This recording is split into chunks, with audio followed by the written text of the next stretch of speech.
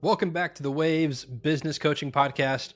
On this episode, I interview Dusty Holcomb. He is the founder and leader of the Arcus Group. He helps other leaders become the keystone they need in their organization to make it stronger. Really cool analogy with his business name and how he helps leaders do that. So, really cool episode today of how he helps leaders build clarity in systems in their business to help their business move forward. Really good episode you don't want to miss. Before we dive in with Dusty, I wrote a book called Master Your First Job. It is the remarkable path from first day to first promotion. This is the book that every young employee needs and every employer wishes they had. If you'd like a free copy of my book, you can go to masteryourfirstjob.com/free. That's masteryourfirstjob.com/free and get a free copy of the book, free e-copy. It'll be emailed to you. You can add it to your Kindle. You can add it to your device. You can read it on a computer screen or an iPad. And if you're like me and you like paper, you like to highlight and dog your pages, there's a link on there to buy one as well. But if you want a free copy, masteryourfirstjob.com/free. Let's dive into my conversation with Dusty Holcomb. Dusty, thanks so much for being on the Waves Business Coaching Podcast. I'd love for you to share a little bit about you and your story. Jacob, thank you so much for having me on here. And man, I have to tell you, I've been looking forward to this, not just because it's college football season and I know that you're a college football fan, right. But it's nice to be in the guest chair, not the host chair, because I don't feel like I have any responsibilities. You just get to chat. I just get to chat. It's super cool to be here, man. Like, I feel like I've had this entire journey to figure out that I don't know everything yet, and I just need to learn a lot more stuff. And gosh, my journey started not far down the road from you in Columbus, Georgia, learning how to lead and learning what leadership really meant. And I've just been graced and privileged my entire life to be surrounded by incredible mentors and get to do that. So talk to me about you, like your company, which I meant to ask you before we start recording. How do you pronounce your company group, and how did that get started?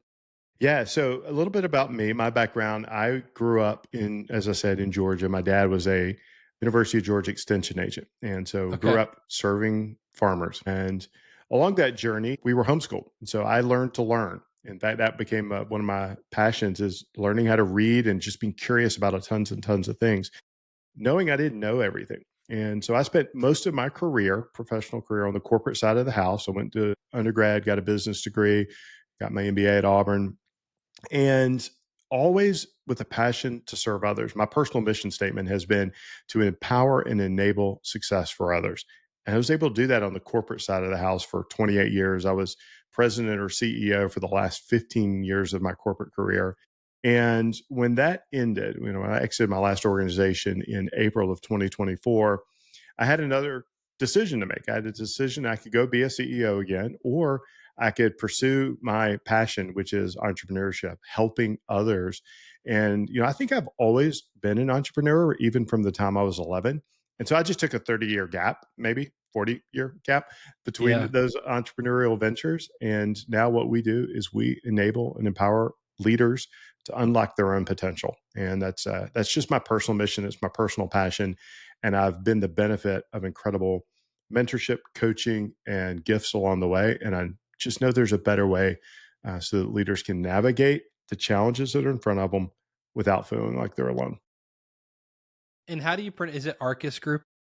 It's Arcus Group, and this is my uber nerdism. I did 2 years of Latin, and Love it. Arc is the Latin word for arch, which is the strongest of the ancient structures, and cus is Latin for who. And so the premise is, who is the keystone? And the keystone is leadership. And when the keystone locks in, that's what makes the arch stronger. And that's what makes it support all the weight. And so who's the leader? Who is the keystone? And that is the leader that we get to unlock. That's incredible. And I love attention to detail.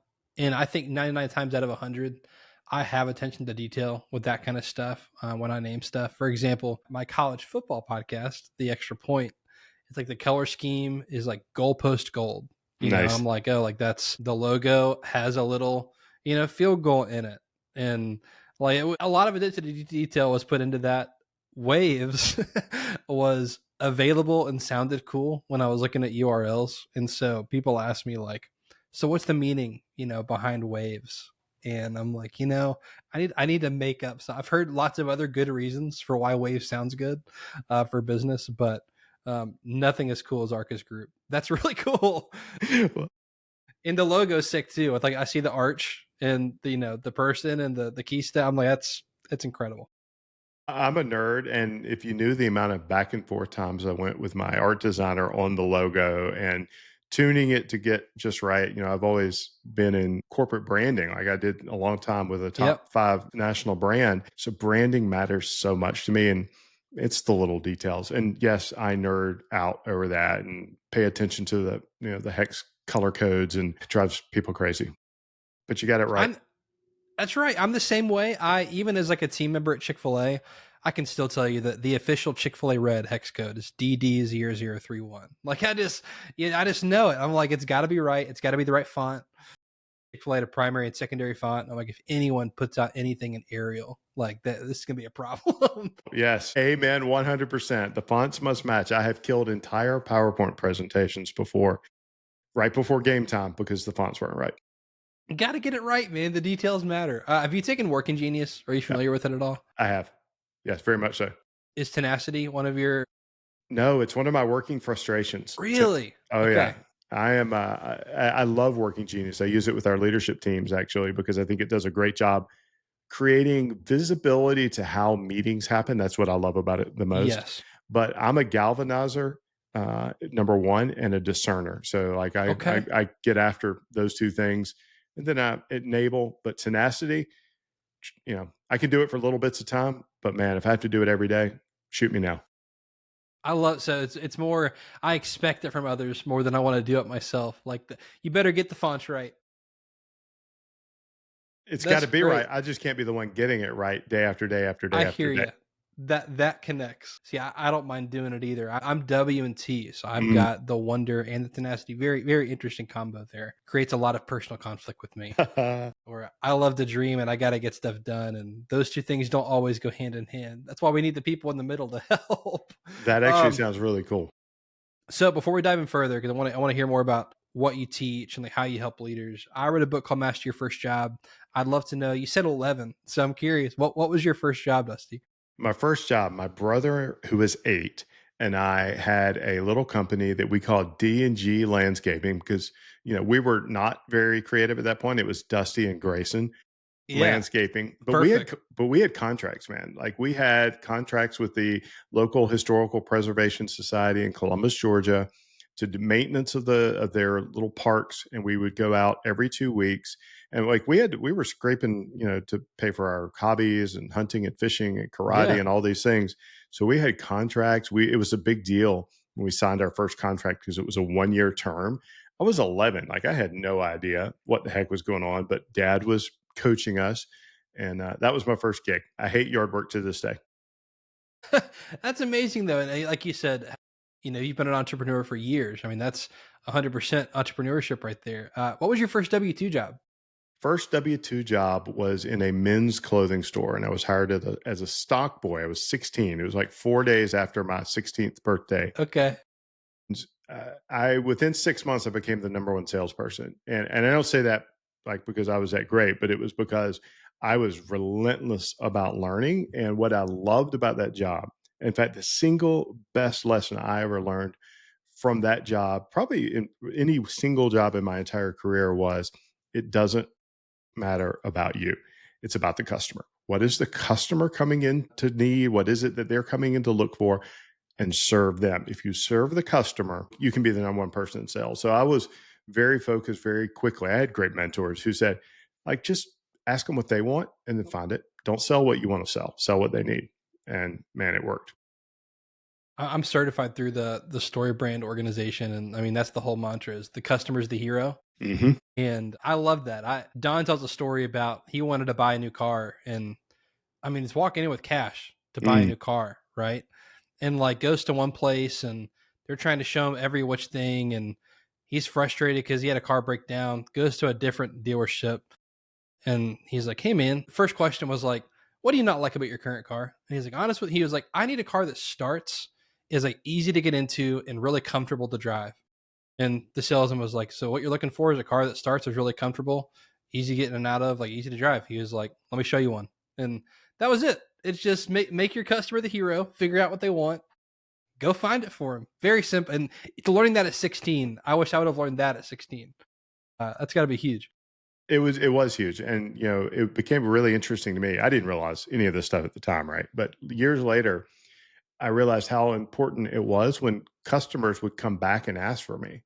I was 16. I'm the stock boy Yeah. punk, right? I'm the guy who's supposed to be putting out the clothes and taking out the trash. Right. But customers would come in and ask for me, and it's because I was focused on them. I love that. So going back to the Arcus Group, and this is cool now because I have a better way to ask this question now that I understand that. So something you've said is that self leadership is this gateway to impact, and I like the keystone example of like the arch is this strong structure, the leaders that keystone that makes it work. What does this look like as a daily practice for business owners? Yeah, I think one of the things from a daily practice perspective is understanding that everything we do is leadership. How we show up for ourselves, how we show up of ourselves, how we plan our lives. Like it's not selfish to lead yourself. Like I work with leaders all the time. They can be CEOs of companies. And I've got one particular client in mind who's the CEO of a very large company. And we were talking about some of their struggles. And he said, well, I just don't have time. And I said, well, why not? He said, well, my first meeting's at 7:30. My last meeting will be at 6 or 6:30. And I had to say, you're the CEO. If you can't allocate 30 minutes at the beginning and end of your day to plan what's most important and then to recap so that you can honor your commitments, what is the message that you're teaching your entire team? And it was like you could heard a pin drop. And he's like, well, I'm teaching them that I'm not going to follow up, that, like I'm just going to be this relentless race of energy. I said, is that the Yeah. organization you want to run? You have to lead yourself first. And it's not selfish. It's intentional execution of what matters. And when you do these things right, it makes everything else not easy, but much clearer. And, we as leaders must decide in advance what's important. So when those hard days happen, we've already made the decision much clearer. Never easier, but much, much clearer. I love that. One, like everything is leadership. Two, it's not selfish to lead yourself. Mm. And I think also like clarifying what's important, right? And prioritizing that over everything else is huge. I know a framework you have it's 4 C's. I won't spoil it, but can you talk about your 4-part framework and what you teach to business owners with that? Yeah, one of the things that I've struggled with, and I'll be real honest, most of my learnings and most of the things that we teach have not come because somebody gave me some tablet that had all this wisdom on it. It's because I'm a knucklehead and had to learn a lot of things the hard way. That's And I've right. been privileged to lead some very large organizations and to have some incredible leaders to serve on my teams. But one of the principal frustrations that we see and deal with all the time, and I've dealt with this as a leader and then in my work with leaders and leadership teams, is this frustration of why doesn't the work get done? Why don't our results match our vision? And we hear it all the time. And so, one of the things that we step down and really step back is you have to do this 4 C's framework in order to ensure that whatever we're communicating, whatever that we're talking with our teams about is actually being executed.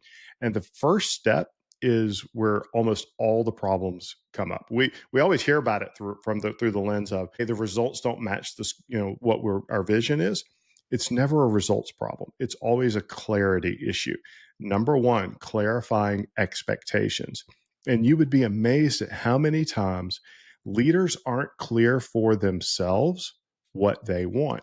They expect the other person to be able to read their mind, or they say, I don't want to limit them. So I'm not going to tell them what to do. And then I often tell leaders, hey, great, don't tell them what to do, but tell them what you expect to be done. Tell them what done looks like. Give them clarity of your expectations so that they know what the target is. So that's number one, clarifying expectations.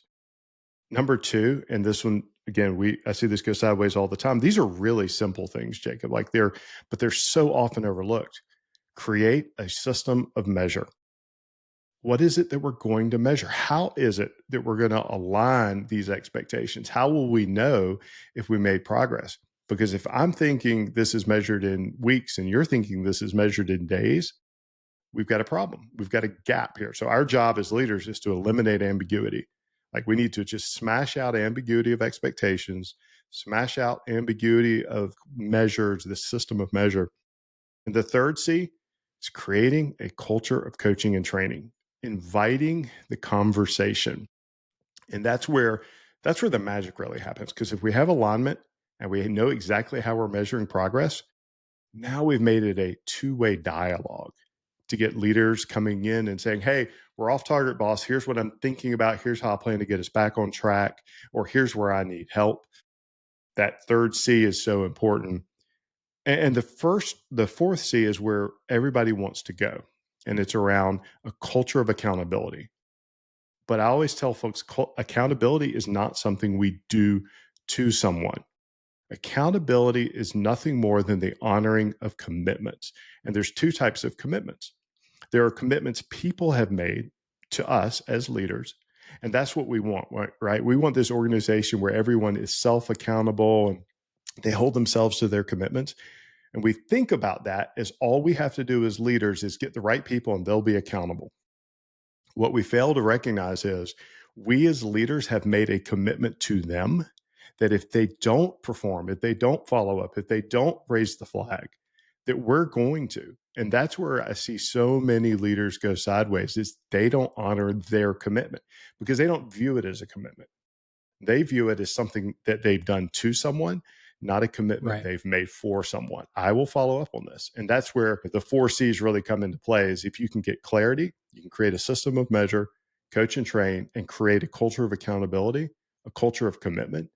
Man, you can, as my grandma would say, you can cook with Crisco. I love that. And to your point, it's not hard to understand, a lot harder to do in action, right? Like it's simple concept does not mean simple in execution. A few things are written down like clarity and freedom are not at odds with each other, which is, I mean, I love that because I did another podcast and I had someone push back on an idea that I had, which is I think clarity is the number one job of a leader. 100% And that it's more agreement. important than anything else is like, this is your job to establish clarity and vision of where are we going and how are we going to get there. And what's expected of you along the way, to your point. They said, yeah, but clarity with, you got to let people have freedom in the role to figure it out. And I'm like, yeah, but those are not at odds with each other, right? I can say that this is the project we're doing. It can be something as simple as making a PowerPoint, right? I need a PowerPoint made on this topic. I need it to be on brand, like we talked about, and I need it done by September 3rd. That's not boxed them in, right? Yes. If anything, it's given them the right direction of where to run. So I love that you called that out.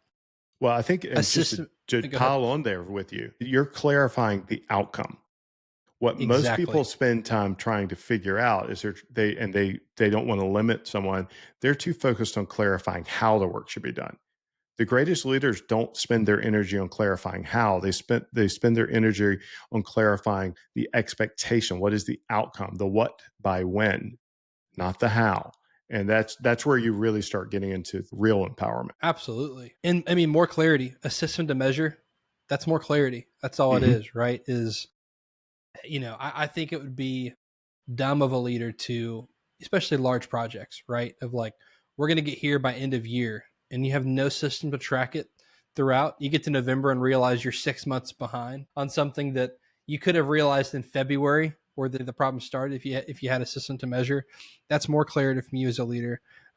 Okay, the last thing, accountability. I love your definition there of it's an honoring of commitment. And I think about Dusty, I know you're an Auburn guy and I'm a Georgia guy. Nick Saban, I think we can both say respect, right? Yes, indeed. Probably the greatest of all time, great leader. The fact that he for so long, I mean, we're recording this on September 2nd, fresh off of an Alabama loss to Florida State. And people are calling the dynasty dead. I hope so. But go Noles. Yeah, absolutely. Like Saban said something years ago, and I think he was giving a speech to students at Alabama, and he talked about how high achievers hate mediocre people, and mediocre people hate high achievers, and that his job during spring practice is to not only get the right kids on the bus, but get them in the right seat, and to get the wrong kids off the bus, because when he doesn't do his job, of accountability and honoring his commit. Like he's not honoring his commitment to his team, right? And to his high performers, which will want to get pushed out. And I'm like, this is not just a sports thing. This is every business. And I don't say this arrogantly. I've always been a very high performer. I'm very driven. I'm very competitive. I like to win. And yeah, I've been annoyed whenever I've had bosses and leaders where I'm working my butt off and, crossing every T, dotting every I, and this person over here slacking. And it's just like, oh, well, I want to give them grace. It's like, well, all you're doing is incentivizing me to not do my job very well because you haven't honored your commitment of being a good leader and holding them accountable. So I loved you saying honor your commitment. I think that's the best definition I've ever heard of accountability. So I don't say that lightly. I think that's phenomenal. Well, it's a hard one lesson through years of learning, and there's a great book I was just reading recently, Admiral McRaven, The Wisdom of the Bullfrog, and I haven't read leadership. that one, but I know him. Yep. So incredible. It might have replaced The Leadership Secrets of Colin Powell as my favorite book by a former star. Okay. But I love the subtitle. Leadership is simple, but not easy. It is clarity. It is alignment. It's execution. It's making sure that we honor commitments. And it's simple stuff.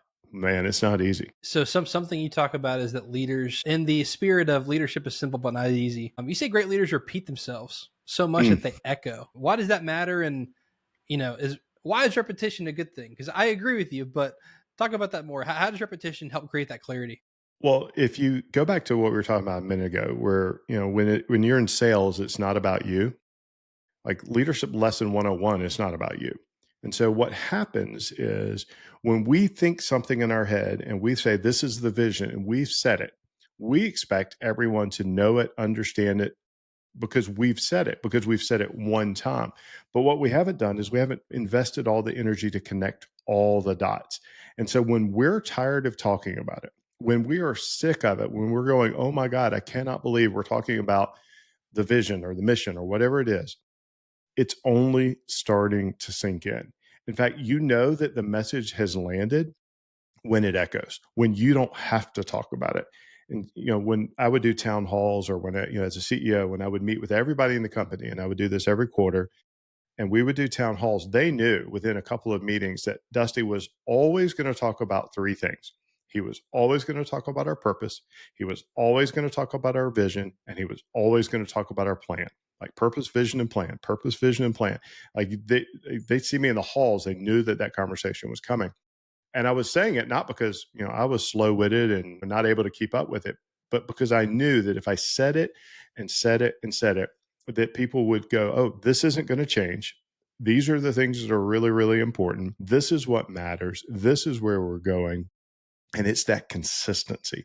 Like leaders have to show up with exceptional consistency, exceptional discipline, and make sure that like when we're tired of talking about it, it's starting to sink in. And then when it echoes, man, when they can answer those questions without you in the room, when they can share the message without you in the room, that's when you've really started to unlock discretionary effort.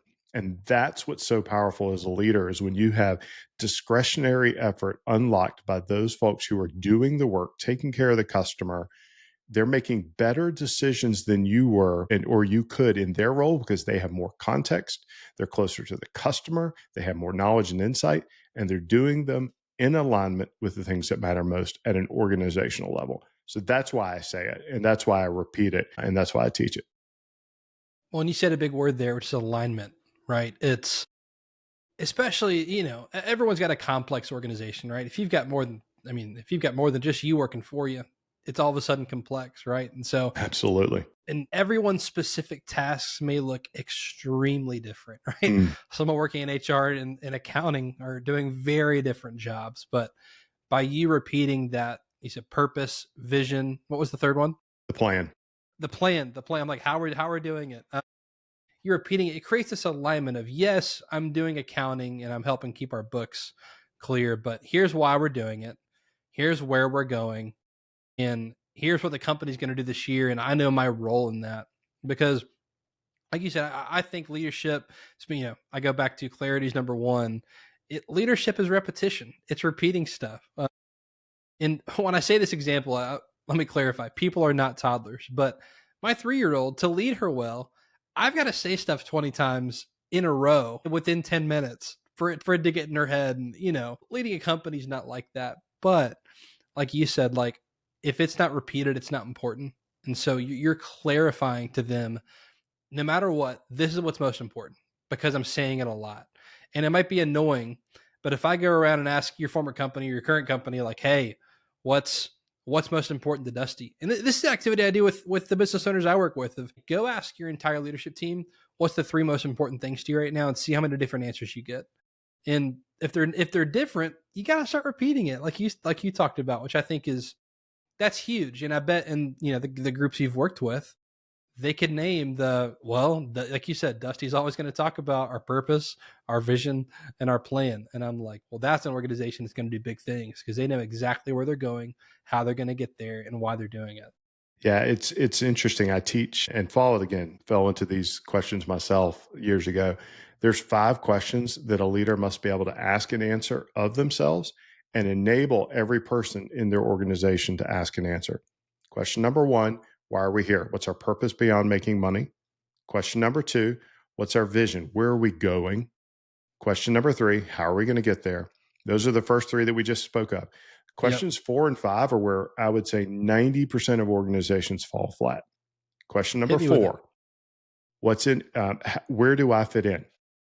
It's the ability to connect the dots between the accountant and the work they're doing and why it matters. Like, how do I fit into that plan? And that's where a leader has to enable dot connection. They have to go, Jacob, the work you're doing, it may not feel like you're helping the customer, but because you do this and you do this well, it enables this person to do their job, which enables the customer to have a great experience.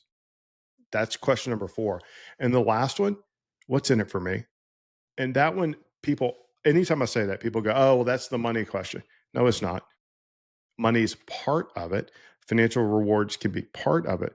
But what's in it for me? Sometimes it's personal recognition. Sometimes it's opportunity. Sometimes it's growth. Sometimes it's simply the satisfaction of going home at the end of the day, knowing you helped someone.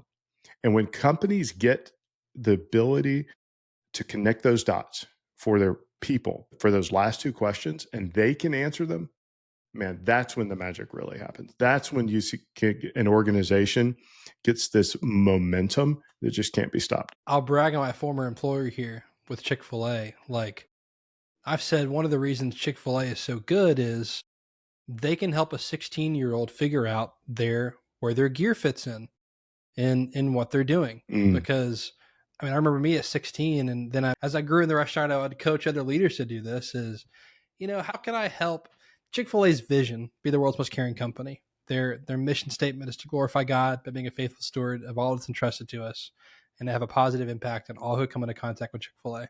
That was repeated a lot, hence why I know it.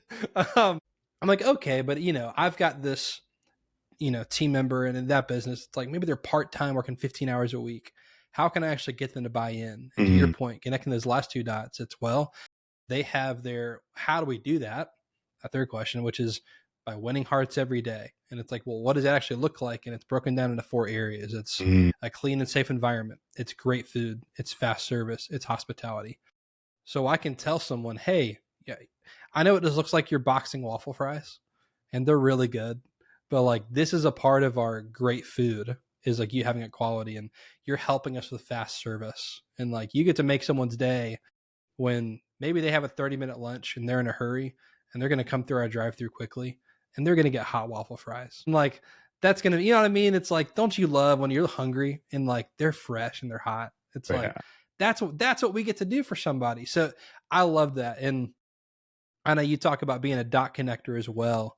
Like, and you kind of hit on it there. Is that the dots you're connecting as a leader? Can you connect all of this down to a specific individual? Yeah, I think the greatest leaders I've ever worked with and the greatest performing teams have been able to connect their work to the purpose. And the leaders help illuminate that. Leaders ask the questions. And it's not about the leader, right? I'm not doing this to make me better. I'm doing this to make you better. I'm doing this to give you an opportunity. I love Chick-fil-A. I had got the opportunity maybe 15 years ago to spend a couple of days down there when they were hosting the Chick-fil-A Leader Cast at the time. And Dan Cathy, hosted us and told us about how Truett rolled out, my pleasure as a standard. That's right. And I was blown away. Like, that took several years to fully implement and to be measured. In fact, my system of measure kind of philosophy came from, okay, like, something so important can't be suggested, it must be measured. Like, understanding these little details. But when we can connect dots, when you can do exactly that and say, hey, look, when you get the waffle fries right, you're making someone's experience better. You're making the great food come to life. That's what matters. And I'll be really candid with folks. And I was like this when, I was running organizations. These are the things that we believe. And if you don't believe them, that's okay. But you need to understand this is who we are. And there is going to be a ceiling. If you can't execute at a level that is to our standard of what it is that matters, then you have to make a decision. This may not be the right place for you. And people would go, oh my God, are you saying? No, I'm not saying you can't be here. I'm just saying we're really passionate about what we believe, and this is the right way to do things. And that's part of servant leadership. If you don't believe that, you're not going to be happy, and I'm going to serve you. And so I think about it through the lens of connecting dots and enabling people to put purpose and meaning behind their work, because life's too short. Why shouldn't it matter? Which, full circle, that's your personal mission statement, to empower and enable others. So I can tell you're passionate about it, and you brought it into your business. Dusty, if there's one takeaway today that people could have from our conversation and apply it, what would it be? I think the one takeaway that I would have is, if leaders can't do any of these things if they don't give themselves space to think. They have to have time and space to think, and they should not feel like they have to do it alone. That's the most common thing that I run into is leaders go, it's lonely. I don't have time, and it's lonely. And, I've been blessed to have been in leadership forums or groups for over 20 years. I know the power of being part of groups where you can be vulnerable and authentic and talk about the things that matter. Number one takeaway, give yourself space to think, and surround yourself outside of work with people who help you think better and will hold you accountable. I love it. I'm like, lead yourself so that you can lead others, so that you can lead a business, right? It happens in that order. And only in that order. Only in that order. And I love the time and space, because I love time because it's the great equalizer, right? Like, we can make a lot of different amounts of money and live in different areas and different culture, but time's the great equalizer. We all have 24 hours. You get to choose and dictate how to spend it. I'm like, time is like a budget, right? If you don't dictate where it goes, it's going to dictate you. And so I love that of give yourself the time and space so that you can be the leader that's needed, that's required for you and your organization. Dusty, this has been incredible. Where can people connect with you, or if they want to work with you, how can they find you? The best place is to find me is on LinkedIn, Dusty Holcomb, or Arcus Group, arcqusgroup.com. I'm sure you'll have it in the show notes. We help leaders in a variety of ways, principally around how did they do these things and orient themselves to be better leaders of their teams and unlock their team's potential. I'll have your LinkedIn in that linked in the episode description below. Dusty, thank you so much for this conversation, the interview today. I really appreciate your time. Thank you so much, Jacob. Complete pleasure. Hey, love the my pleasure callback. Thank you all so much for watching and listening to this episode of the Waves Business Coaching Podcast. Take care.